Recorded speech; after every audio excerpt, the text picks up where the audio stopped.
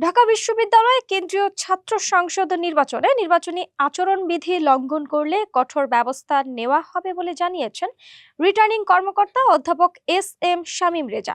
তিনি মঙ্গলবার সাংবাদিকদের এ তথ্য জানিয়েছেন। অধ্যাপক শামীম রেজা বলেছেন, স্বতঃস্ফূর্ত পরিবেশে শিক্ষার্থীরা ভোটাধিকার প্রয়োগ করছেন।